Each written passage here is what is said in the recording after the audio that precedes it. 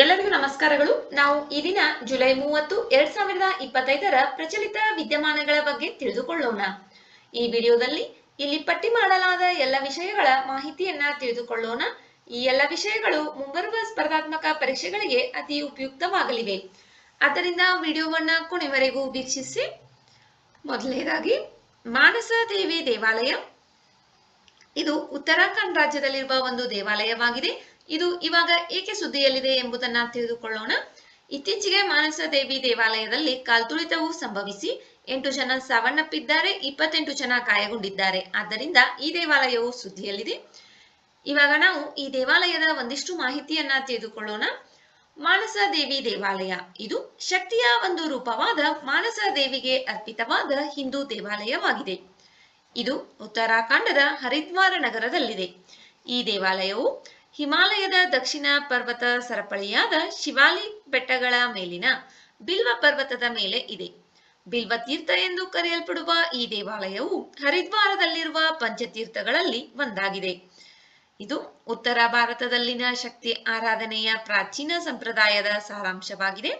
ಈ ದೇವಾಲಯವನ್ನ ಯಾವಾಗ ನಿರ್ಮಿಸಲಾಯಿತು ಮತ್ತು ಯಾರು ನಿರ್ಮಿಸಿದರು ಇದರ ಬಗ್ಗೆ ಮಾಹಿತಿಯನ್ನ ತಿಳಿದುಕೊಳ್ಳೋಣ. ಈ ದೇವಾಲಯವನ್ನ ಮಣಿಮಾಜ್ರಾದ ಮಹಾರಾಜರಾದಂತಹ ಗೋಪಾಲ್ ಸಿಂಗ್ ಅವರು 1811ರಿಂದ 1815ರ ಅವಧಿಯಲ್ಲಿ ನಿರ್ಮಿಸಿದರು. ಈ ದೇವಾಲಯವು 100 ಎಕರೆ ಪ್ರದೇಶದಲ್ಲಿ ಇದೆ. ಸಾಂಪ್ರದಾಯಿಕ ಉತ್ತರ ಭಾರತೀಯ ಶೈಲಿಯ ಆಕಾರದಲ್ಲಿ ನಿರ್ಮಿಸಲಾದ ದೇವಾಲಯವು ಮಾನಸ ದೇವಿ ಮತ್ತು ಆಕೆಯ ಸಹೋದರಿ ಚಂಡಿ ದೇವಿ ಎಂಬ ಇಬ್ಬರು ಪ್ರಮುಖ ದೇವತೆಗಳನ್ನ ಒಳಗೊಂಡಿದೆ.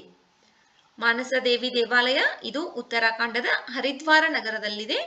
ಶಕ್ತಿಯ ಒಂದು ರೂಪವಾದ ಮಾನಸ ದೇವಿಗೆ ಅರ್ಪಿತವಾದ ಹಿಂದೂ ದೇವಾಲಯವಾಗಿದೆ. ಇತ್ತೀಚೆಗೆ ಈ ದೇವಾಲಯದಲ್ಲಿ ಕಾಲ್ತುಳಿತ ಸಂಭವಿಸಿದ್ದರಿಂದ ಈ ದೇವಾಲಯವು ಸುದ್ದಿಯಲ್ಲಿದೆ. ನೆಕ್ಸ್ಟ್ ಬೀಗ.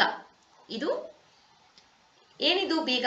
ಬೀಗ ಎಂದರೆ ಭೂಮಿಯನ್ನ ಅಳೆಯುವ ಒಂದು ಮಾಪನ. ಇದರ ಬಗ್ಗೆ ಮಾಹಿತಿಯನ್ನ ತಿಳಿದುಕೊಳ್ಳೋಣ. ಇದು ಇವಾಗ ಏಕೆ ಸುದ್ದಿಯಲ್ಲಿದೆ ಎಂಬುದನ್ನ ತಿಳಿದುಕೊಳ್ಳೋಣ. ಗೋಲಾಘಾಟ್ ಜಿಲ್ಲೆಯ ಉರಿಯಂ ಘಾಟ್ ಪ್ರದೇಶದಲ್ಲಿ 11,000 ಬೀಗ ಅತಿಕ್ರಮಣಗೊಂಡ ಅರಣ್ಯ ಭೂಮಿಯನ್ನು ತೆರವುಗೊಳಿಸಲು ಅಸ್ಸಾಂ ಸರ್ಕಾರ ಇತ್ತೀಚೆಗೆ ತೆರವು ಕಾರ್ಯಾಚರಣೆಯನ್ನ ಆರಂಭಿಸಿತು. ಆದ್ದರಿಂದ ಬೀಗ ಸುದ್ದಿಯಲ್ಲಿದೆ. ಬೀಗ ಎಂಬುದು ಭಾರತ, ಬಾಂಗ್ಲಾದೇಶ್ ಮತ್ತು ನೇಪಾಳದಲ್ಲಿ ಸಾಮಾನ್ಯವಾಗಿ ಬಳಸುವ ಭೂಮಾಪನದ ಸಾಂಪ್ರದಾಯಿಕ ಮಾಪನವಾಗಿದೆ. ಕೃಷಿ ಸಾಮಾನ್ಯವಾಗಿರುವ ರಾಜ್ಯಗಳಲ್ಲಿ ಜನಪ್ರಿಯವಾಗಿರುವ ಇದು ದೊಡ್ಡ ಕೃಷಿ ಭೂಮಿಯನ್ನು ಹಾಗೂ ವಸತಿ ಭೂಮಿಯನ್ನು ಅಳೆಯಲು ಸಹಾಯ ಮಾಡುತ್ತದೆ.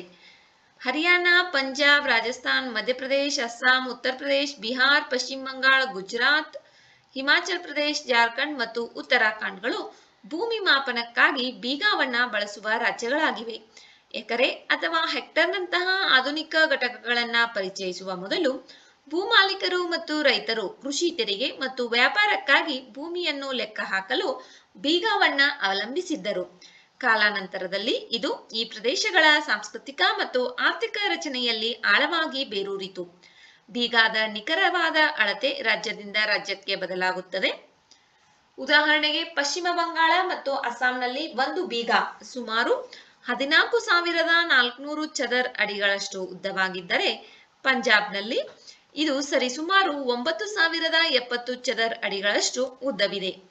ಬೀಗದ ಗಾತ್ರಕ್ಕೆ ಯಾವುದೇ ರೀತಿಯ ರಾಷ್ಟ್ರೀಯ ಮಾನದಂಡವಿಲ್ಲ. ಇದು ಸಾಮಾನ್ಯವಾಗಿ 1 ಎಕರೆಗಿಂತ ಚಿಕ್ಕದಾಗಿದೆ. ರೈತರಲ್ಲಿ ಪ್ಲಾಟ್ಗಳನ್ನ ಅಳೆಯುವಾಗ ಮತ್ತು ಭೂಮಿಯ ಬೆಲೆಗಳ ಮಾತುಕತೆ ಮಾಡುವಾಗ ಬೀಗ ಸಾಮಾನ್ಯವಾಗಿದೆ. ಬೀಗವನ್ನ ಸಾಮಾನ್ಯವಾಗಿ ಬಿಸ್ವಾ, ಕತಾ ಮತ್ತು ನಲ್ಲಿ ಎಂಬ ಸಣ್ಣ ಉಪಘಟಕಗಳಾಗಿ ವಿಂಗಡಿಸಲಾಗುತ್ತದೆ. ಬೀಗ ಇದು ಭೂಮಿಯನ್ನ ಅಳೆಯುವ ಒಂದು ಮಾಪನವಾಗಿದೆ. ನೆಕ್ಸ್ಟ್ SOFI ವರದಿ 2025 state of food and nutrition in the world. ವಿಶ್ವದ ಆಹಾರ ಮತ್ತು ಪೋಷಣೆಯ ಸ್ಥಿತಿ 2025ರ ಪ್ರಕಾರ 2024ರಲ್ಲಿ ವಿಶ್ವಾದ್ಯಂತ 720 ಮಿಲಿಯನ್ ಜನರು ಹಸಿವಿನಿಂದ ಬಳಲುತ್ತಿದ್ದರು. ಇದು ಜಾಗತಿಕ ಜನಸಂಖ್ಯೆಯ ಸುಮಾರು 8.2%. ವಿಶ್ವದ ಆಹಾರ ಪೋಷಣೆಯ ಸ್ಥಿತಿಯ ವರದಿಯನ್ನ ಯಾರು ಬಿಡುಗಡೆ ಮಾಡುತ್ತಾರೆ? ಇದನ್ನ ವಿಶ್ವಸಂಸ್ಥೆಯ 5 ಸಂಸ್ಥೆಗಳಾದ ಆಹಾರ ಮತ್ತು ಕೃಷಿ ಸಂಸ್ಥೆ, ಅಂತಾರಾಷ್ಟ್ರೀಯ ಕೃಷಿ ಅಭಿವೃದ್ಧಿ ನಿಧಿ, ವಿಶ್ವಸಂಸ್ಥೆಯ ಮಕ್ಕಳ ನಿಧಿ, ವಿಶ್ವ ಆಹಾರ ಕಾರ್ಯಕ್ರಮ ಮತ್ತು ವಿಶ್ವ ಆರೋಗ್ಯ ಸಂಸ್ಥೆ ಇವೆಲ್ಲವುಗಳು ಸೇರಿ ಈ ಒಂದು ವರದಿಯನ್ನ ಸಿದ್ಧಪಡಿಸುತ್ತವೆ. ಇದು ಒಂದು ವಾರ್ಷಿಕ ವರದಿಯಾಗಿದೆ. ಇದು ವಿಶ್ವಾದ್ಯಂತ ಹಸಿವು, ಆಹಾರ ಭದ್ರತೆ ಮತ್ತು ಪೋಷಣೆಯ ಕುರಿತು ಇತ್ತೀಚಿನ ದತ್ತಾಂಶ ಮತ್ತು ವಿಶ್ಲೇಷಣೆಯನ್ನ ಪ್ರಸ್ತುತಪಡಿಸುತ್ತದೆ. SOFI ವರದಿ 2025ರ ಪ್ರಮುಖ ಮುಖ್ಯಾಂಶಗಳು. ಇತ್ತೀಚಿನ ಕೆಲವು ಪ್ರಗತಿಯ ಹೊರತಾಗಿಯೂ 2024ರಲ್ಲಿ ಜಾಗತಿಕ ಹಸಿವು ಸಾಂಕ್ರಾಮಿಕ ಪೂರ್ವದ ಮಟ್ಟಕ್ಕಿಂತ ಮತ್ತು 2015ಕ್ಕಿಂತ ಹೆಚ್ಚಾಗಿದೆ. 2015ಕ್ಕೆ ಹೋಲಿಸಿದರೆ ಇಂದು ಅಂದಾಜು 96 ಮಿಲಿಯನ್ ಜನರು ದೀರ್ಘಕಾಲದ ಹಸಿವಿನಿಂದ ಬಳಲುತ್ತಿದ್ದಾರೆ. ಏಷ್ಯಾದಲ್ಲಿ ಅತಿ ಹೆಚ್ಚು ಅಪೌಷ್ಟಿಕತೆಯಿಂದ ಬಳಲುತ್ತಿರುವ ಜನರಿದ್ದಾರೆ. ನಂತರ ಆಫ್ರಿಕಾ ಮತ್ತು ಲ್ಯಾಟಿನ್ ಅಮೆರಿಕ ಮತ್ತು ಕೆರೆಬಿಯನ್ನಲ್ಲಿ ಇದ್ದಾರೆ. ಏಷ್ಯಾದಲ್ಲಿ 323 ಮಿಲಿಯನ್ ಜನರು ಹಸಿವಿನಿಂದ ಬಳಲುತ್ತಿದ್ದಾರೆ. ಆಫ್ರಿಕಾದಲ್ಲಿ 307 ಮಿಲಿಯನ್ ಜನರು, ಲ್ಯಾಟಿನ್ ಅಮೆರಿಕ ಮತ್ತು ಕೆರೆಬಿಯನ್ನಲ್ಲಿ 34 ಮಿಲಿಯನ್ ಜನರು ಹಸಿವಿನಿಂದ ಬಳಲುತ್ತಿದ್ದಾರೆ. ಆಗ್ನೇಯ ಏಷ್ಯಾ, ದಕ್ಷಿಣ ಏಷ್ಯಾ ಮತ್ತು ದಕ್ಷಿಣ ಅಮೆರಿಕಾದಲ್ಲಿ ಹಸಿವಿನ ಮಟ್ಟಗಳು ಕಡಿಮೆಯಾಗಿದ್ದರೂ ಆಫ್ರಿಕಾದಂತಹ ಹಲವಾರು ಇತರ ಪ್ರದೇಶಗಳಲ್ಲಿ ನಿರಂತರವಾಗಿ ಆಹಾರ ಅಭದ್ರತೆಯ ವರದಿ ಗಮನಿಸಿದೆ. SOFI ವರದಿ state of food and nutrition in the world. ಈ ವರದಿಯನ್ನ ವಿಶ್ವಸಂಸ್ಥೆಯ 5 ಸಂಸ್ಥೆಗಳು ಬಿಡುಗಡೆ ಮಾಡುತ್ತವೆ. ಏಷ್ಯಾದಲ್ಲಿ ಅತಿ ಹೆಚ್ಚು ಹಸಿವಿನಿಂದ ಬಳಲುತ್ತಿರುವ ಜನರಿದ್ದಾರೆ. ನೆಕ್ಸ್ಟ್, ದಿವ್ಯ ದೃಷ್ಟಿ ವ್ಯಾಯಾಮ. ದಿವ್ಯ ದೃಷ್ಟಿ ವ್ಯಾಯಾಮ ಇದು ಪೂರ್ವ ಸಿಕ್ಕಿಂನಲ್ಲಿ ಭಾರತೀಯ ಸೇನೆಯು ನಡೆಸಿದ ಎತ್ತರದ ತಂತ್ರಜ್ಞಾನ ಪ್ರದರ್ಶನ ವ್ಯಾಯಾಮವಾಗಿದೆ. ಇದು ಇವಾಗ ಏಕೆ ಸುದ್ದಿಯಲ್ಲಿದೆ? ಭಾರತೀಯ ಸೇನೆಯು ಇತ್ತೀಚೆಗೆ ಪೂರ್ವ ಸಿಕ್ಕಿಂನ ಎತ್ತರದ ಪ್ರದೇಶಗಳಲ್ಲಿ ಸುಧಾರಿತ ಮಿಲಿಟರಿ ತಂತ್ರಜ್ಞಾನಗಳನ್ನ ಪರೀಕ್ಷಿಸಲು ದಿವ್ಯ ದೃಷ್ಟಿ ವ್ಯಾಯಾಮವನ್ನ ನಡೆಸಿತು. ಆದ್ದರಿಂದ ಈ ವ್ಯಾಯಾಮ ಸುದ್ದಿಯಲ್ಲಿದೆ. ವಾಸ್ತವಿಕ ಯುದ್ಧ ಸನ್ನಿವೇಶದಲ್ಲಿ ಕೃತಕ ಬುದ್ಧಿಮತ್ತೆ ಮತ್ತು ಇತರ ಕೆಲವು ಆಧುನಿಕ ತಂತ್ರಜ್ಞಾನಗಳನ್ನ ಬಳಸುವಲ್ಲಿ ಸೇನೆಯ ಸನ್ನದ್ಧತೆಯನ್ನು ಪರಿಶೀಲಿಸಲು ಈ ವ್ಯಾಯಾಮವನ್ನ ಕೈಗೊಳ್ಳಲಾಯಿತು. ದಿವ್ಯ ದೃಷ್ಟಿ ವ್ಯಾಯಾಮ ಪೂರ್ವ ಸಿಕ್ಕಿಂನ ಎತ್ತರದ ಪ್ರದೇಶಗಳಲ್ಲಿ ಸುಧಾರಿತ ಮಿಲಿಟರಿ ತಂತ್ರಜ್ಞಾನಗಳನ್ನ ಪರೀಕ್ಷಿಸಲು ನಡೆಸಲಾದಂತಹ ಒಂದು ವ್ಯಾಯಾಮವಾಗಿದೆ. ನೆಕ್ಸ್ಟ್, ಪ್ರಳಯ ಕ್ಷಿಪಣಿ. ಏನಿದು ಪ್ರಳಯ ಕ್ಷಿಪಣಿ? ಇದು ಸ್ಥಳೀಯವಾಗಿ ಅಭಿವೃದ್ಧಿಪಡಿಸಲಾದ ಅರೆ ಬ್ಯಾಲಿಸ್ಟಿಕ್ ಕ್ಷಿಪಣಿಯಾಗಿದ್ದು ಹೆಚ್ಚಿನ ನಿಖರತೆಯನ್ನ ಖಚಿತಪಡಿಸಿಕೊಳ್ಳಲು ಅತ್ಯಾಧುನಿಕ ಮಾರ್ಗದರ್ಶನ ಮತ್ತು ಸಂಚರಣೆಯನ್ನ ಬಳಸಿಕೊಳ್ಳುತ್ತದೆ. ಇದು ಇವಾಗ ಏಕೆ ಸುದ್ದಿಯಲ್ಲಿದೆ? ಇತ್ತೀಚೆಗೆ ರಕ್ಷಣಾ ಸಂಶೋಧನೆ ಮತ್ತು ಅಭಿವೃದ್ಧಿ ಸಂಸ್ಥೆ DRDO ಒಡಿಶಾದ ಕರಾವಳಿಯ ಡಾಕ್ಟರ್ APJ ಅಬ್ದುಲ್ ಕಲಾಂ ದ್ವೀಪದಿಂದ ಪ್ರಳಯ ಕ್ಷಿಪಣಿಯ ಸತತ 2 ಯಶಸ್ವಿ ಹಾರಾಟ ಪರೀಕ್ಷೆಗಳನ್ನ ನಡೆಸಿತು. ಆದ್ದರಿಂದ ಪ್ರಳಯ ಕ್ಷಿಪಣಿ ಸುದ್ದಿಯಲ್ಲಿದೆ. ಪ್ರಳಯ ಕ್ಷಿಪಣಿ ಇದು ಘನ ಪ್ರೊಪೆಲ್ಲೆಂಟ್ ಕ್ವಾಸಿ ಬ್ಯಾಲಿಸ್ಟಿಕ್ ಕ್ಷಿಪಣಿಯಾಗಿದೆ. ಈ ಕ್ಷಿಪಣಿಯು ವಿವಿಧ ಗುರಿಗಳ ವಿರುದ್ಧ ಬಹುವಿಧದ ಸಿಡಿತಲೆಗಳನ್ನ ಸಾಗಿಸುವ ಸಾಮರ್ಥ್ಯವನ್ನ ಹೊಂದಿದೆ. ಈ ಕ್ಷಿಪಣಿ 150 ರಿಂದ 500 ಕಿಲೋಮೀಟರ್ ವ್ಯಾಪ್ತಿಯನ್ನ ಹೊಂದಿದ್ದು ಮೊಬೈಲ್ ಲಾಂಚರ್ನಿಂದ ಉಡಾಯಿಸಬಹುದು. ಇದು 500 ರಿಂದ 1000 kg ಪೇಲೋಡ್ ಸಾಮರ್ಥ್ಯವನ್ನ ಹೊಂದಿದೆ. ಈ ಕ್ಷಿಪಣಿ ಸಾಂಪ್ರದಾಯಿಕ ಸಿಡಿತಲೆಗಳನ್ನ ಹೊತ್ತೊಯ್ಯುವ ಸಾಮರ್ಥ್ಯವನ್ನ ಹೊಂದಿದೆ. ಇದು 10 ಮೀಟರ್ಗಳಿಗಿಂತ ಕಡಿಮೆ ವೃತ್ತಾಕಾರದ ದೋಷ ಸಂಭವನೀಯತೆ ಒದಗಿಸುವ ಮಾರ್ಗದರ್ಶನ ವ್ಯವಸ್ಥೆಗಳೊಂದಿಗೆ ಸಜ್ಜುಗೊಂಡಿದೆ. ಈ ಕ್ಷಿಪಣಿಯು ಮ್ಯಾಕ್ 6.1ರ ಅಂತಿಮ ವೇಗವನ್ನ ತಲುಪುತ್ತದೆ ಮತ್ತು ರೆಡಾರ್ ಸ್ಥಾಪನೆಗಳು, ಕಮಾಂಡ್ ಕೇಂದ್ರಗಳು ಮತ್ತು ವಾಯುನೆಲೆಗಳಂತಹ ಗುರಿಗಳನ್ನ ನಾಶ ಮಾಡಬಲ್ಲದು. ಇದು ಗಾಳಿಯಲ್ಲಿ ಒಂದು ನಿರ್ದಿಷ್ಟ ವ್ಯಾಪ್ತಿಯನ್ನ ಕ್ರಮಿಸಿದ ನಂತರ ತನ್ನ ಪಥವನ್ನ ಬದಲಾಯಿಸುವ ಸಾಮರ್ಥ್ಯವನ್ನ ಹೊಂದಿದೆ. ಇದನ್ನು ಸಂಶೋಧನಾ ಕೇಂದ್ರ ಇಮಾರತ್ ಮತ್ತು ಇತರ ರಕ್ಷಣಾ ಸಂಶೋಧನೆ ಮತ್ತು ಅಭಿವೃದ್ಧಿ ಸಂಸ್ಥೆಯ ಪ್ರಯೋಗಾಲಯಗಳ ಸಹಯೋಗದಿಂದ ಅಭಿವೃದ್ಧಿಪಡಿಸಲಾಗಿದೆ. ಪ್ರಳಯ ಕ್ಷಿಪಣಿ ಇತ್ತೀಚೆಗೆ ಇದನ್ನ ಒಡಿಶಾದ ಡಾಕ್ಟರ್ APJ ಅಬ್ದುಲ್ ಕಲಾಂ ದ್ವೀಪದಲ್ಲಿ ಪರೀಕ್ಷೆ ನಡೆಸಲಾಗಿದೆ. ಇದು 2 ಯಶಸ್ವಿ ಹಾರಾಟ ಪರೀಕ್ಷೆಗಳನ್ನ ನಡೆಸಿದೆ. ಆದ್ದರಿಂದ ಇದು ಸುದ್ದಿಯಲ್ಲಿದೆ. ನೆಕ್ಸ್ಟ್, ಸೇತುಬಂಧ ಸ್ಕಾಲರ್ ಯೋಜನೆ. ಇದು ಯಾರಿಗೆ ಸಂಬಂಧಪಟ್ಟದ್ದಾಗಿದೆ ಎಂಬುದನ್ನು ತಿಳಿದುಕೊಳ್ಳೋಣ. ಸಾಂಪ್ರದಾಯಿಕ ಗುರುಕುಲಗಳಲ್ಲಿ ಅಧ್ಯಯನ ಮಾಡಿದ ವಿದ್ಯಾರ್ಥಿಗಳು ಈಗ ಸೇತುಬಂಧ ವಿದ್ಯಾರ್ಥಿ ವೇತನ ಯೋಜನೆ ಅಡಿಯಲ್ಲಿ ಪ್ರಮುಖ ಐಐಟಿಗಳಲ್ಲಿ ಸಂಶೋಧನೆಗಾಗಿ ಮಾನ್ಯತೆ ಪಡೆದ ಅರ್ಹತೆಗಳನ್ನು ಗಳಿಸಲು ಉದಾರ ವಿದ್ಯಾರ್ಥಿ ವೇತನವನ್ನ ಪಡೆಯುವ ಅವಕಾಶವನ್ನ ಹೊಂದಿರುತ್ತಾರೆ.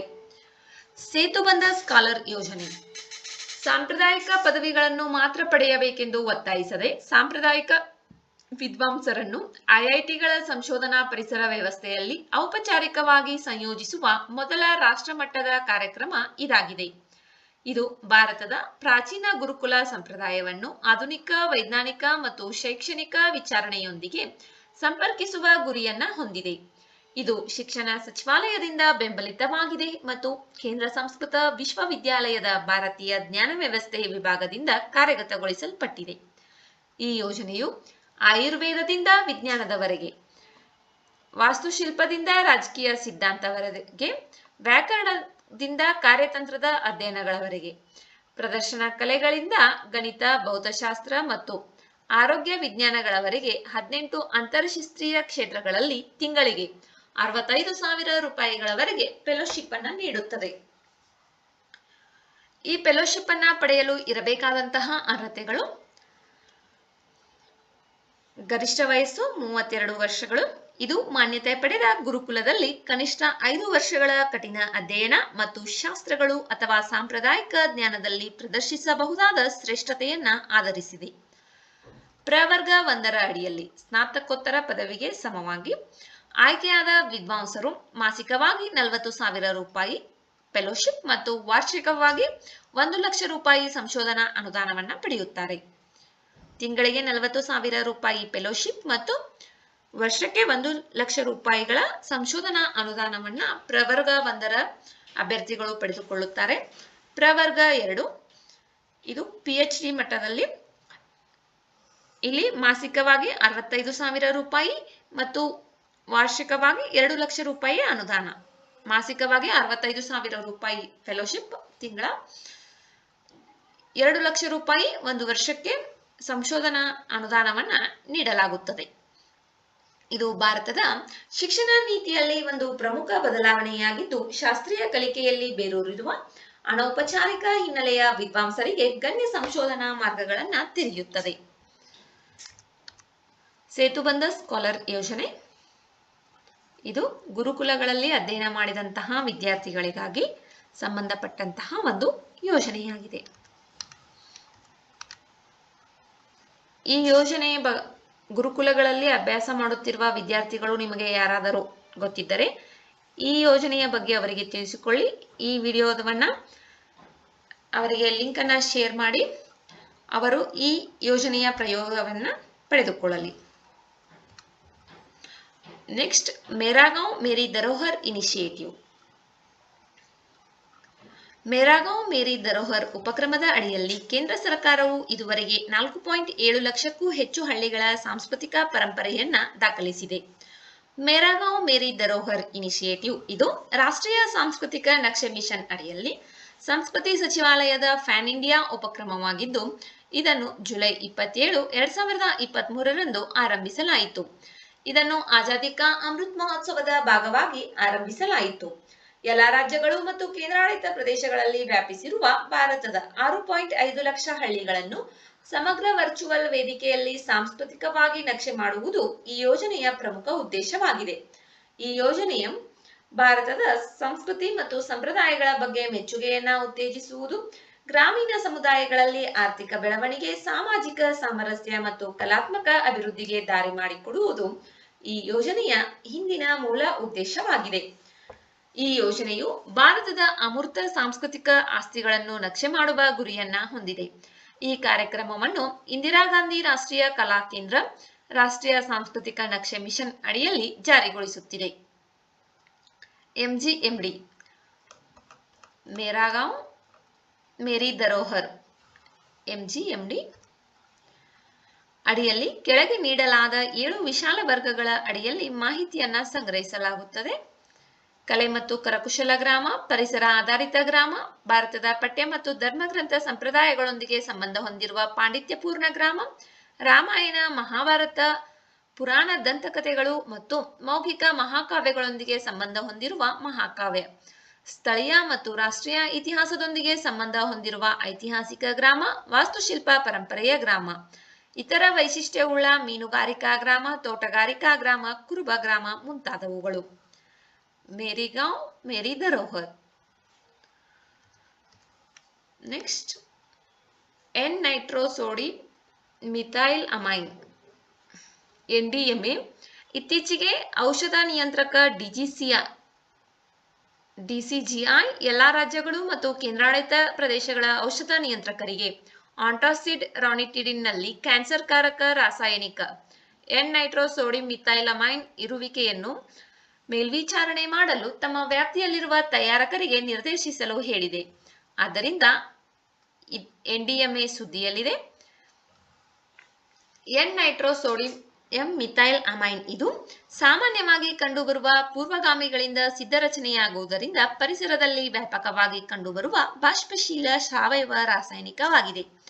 ಪ್ರಾಣಿಗಳ ಮೇಲಿನ ಅಧ್ಯಯನದ ಆಧಾರದ ಮೇಲೆ ಇದನ್ನು ಸಂಭಾವ್ಯ ಮಾನವ ಕ್ಯಾನ್ಸರ್ ಜನಕ ಎಂದು ವರ್ಗೀಕರಿಸಲಾಗಿದೆ. ಆಮ್ಲೀಯ ಪರಿಸ್ಥಿತಿಗಳಲ್ಲಿ ದ್ವಿತೀಯ ಅಥವಾ ತೃತೀಯ ಅಮೈನ್ ನೈಟ್ರೈಡ್ ಅಯಾನ್ಗಳೊಂದಿಗೆ ಪ್ರತಿಕ್ರಿಯಿಸಿದಾಗ NDMA ರೂಪುಗೊಳ್ಳುತ್ತದೆ.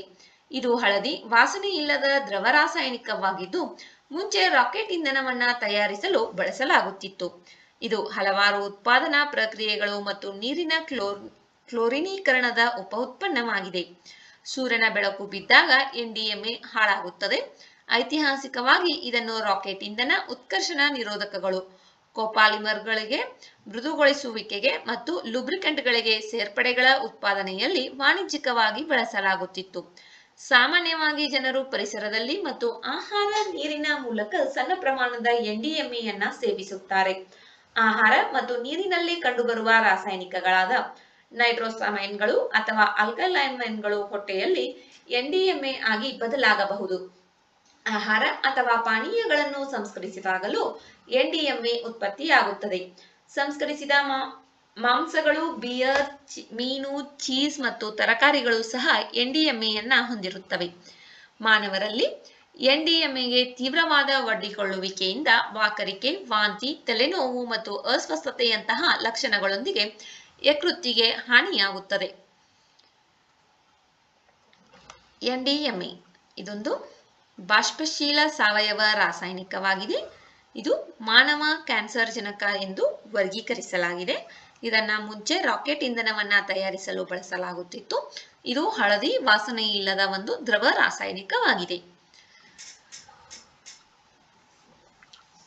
ಸೇತುಬಂಧ ಯೋಜನೆಯ ಬಗ್ಗೆ ನಿಮಗೆ ಯಾರಾದರೂ ಗುರುಕುಲದಲ್ಲಿ ಅಭ್ಯಾಸ ಮಾಡಿರುವಂತಹ ವಿದ್ಯಾರ್ಥಿಗಳು ಗೊತ್ತಿದ್ದರೆ ಅವರಿಗೆ ಈ ವಿಡಿಯೋವನ್ನ ಶೇರ್ ಮಾಡಿ. ಈ ವಿಡಿಯೋದಲ್ಲಿರುವ ಮಾಹಿತಿ ಅವರಿಗೆ ಉಪಯುಕ್ತವಾಗಲಿದೆ.